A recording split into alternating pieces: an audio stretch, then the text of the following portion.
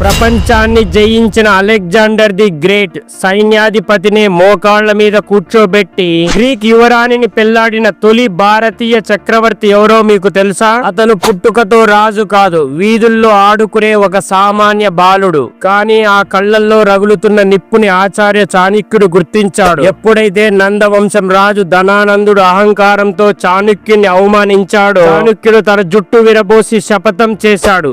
ఆ శపథాన్ని నెరవేర్చడానికి చాణక్యుడు సృష్టించిన ప్రళయమే మన చంద్రగుప్త మౌర్యుడు. అలెగ్జాండర్ వెనుదిరిగిన తర్వాత భారత సరిహద్దుల్లో తిష్ట వేసిన గ్రీకు సేనాని సెల్యూకస్ నికేటర్ ను మట్టి కరిపించి మన గడ్డపై విదేశీయుల పాలనకు చరమగీతం పాడాడు.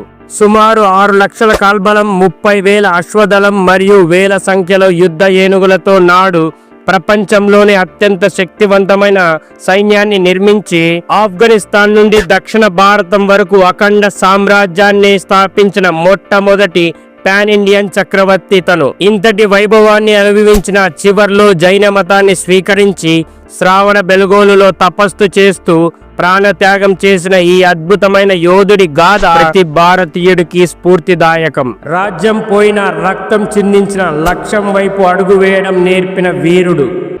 ఇలాంటి మరిన్ని లేటెస్ట్ అండ్ ఇంట్రెస్టింగ్ టాపిక్స్ కోసం మన ఛానల్ను సబ్స్క్రైబ్ చేసుకోవడం మర్చిపోకండి.